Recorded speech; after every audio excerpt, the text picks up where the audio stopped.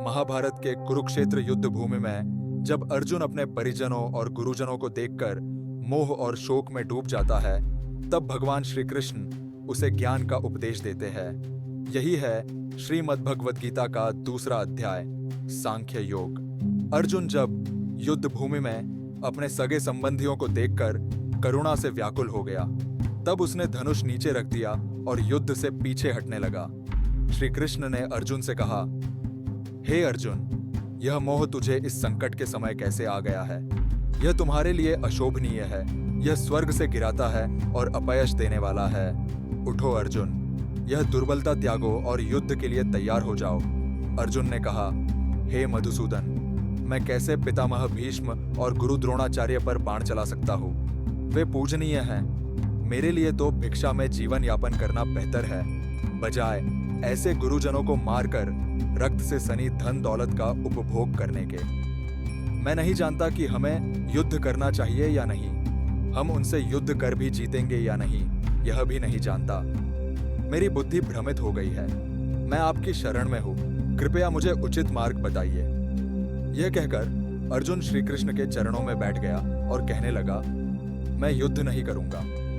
भगवान श्री कृष्ण मुस्कुराते हुए बोले, हे अर्जुन, तुम उन लोगों के लिए शोक कर रहे हो जो शोक के योग्य नहीं है।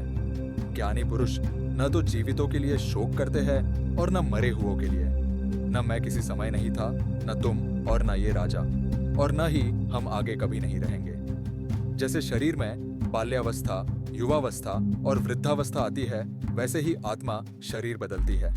धीर पुरुष भ्रमित नहीं होते। सुख दुख क्षणिक है, उन्हें सहन करना सीखो। जो सुख दुख में सम रहता है वही अमृता के योग्य होता है। आत्मा न जन्म लेती है न मरती है, वह नित्य अजन्मा अविनाशी है। जिस प्रकार मनुष्य पुराने वस्त्रों को त्याग कर नए धारण करता है, वैसे ही आत्मा पुराने शरीर को छोड़कर नया शरीर लेती है।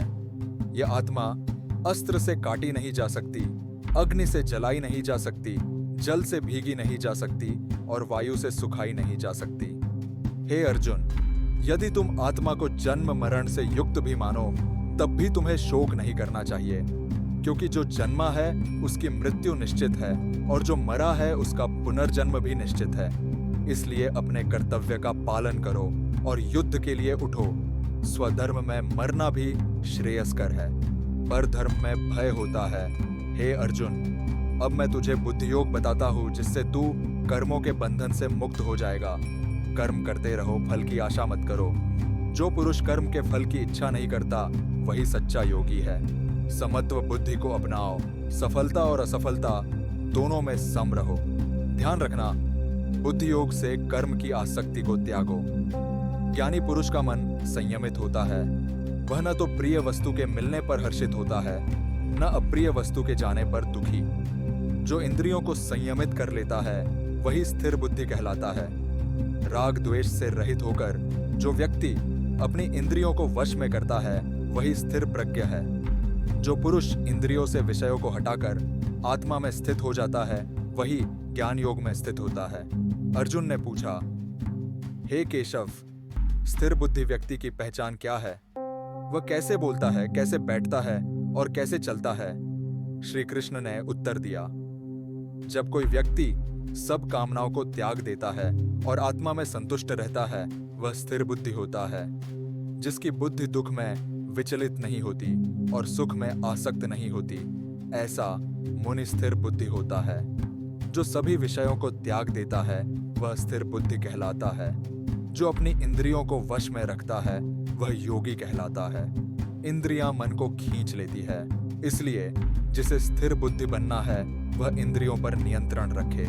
जो व्यक्ति संयम के साथ अपने मन को नियंत्रित करता है, वह परम शांति को प्राप्त करता है। यह आत्मा ब्रह्म स्वरूप है और जो ब्रह्म में स्थित है, वही सच्चा योगी है।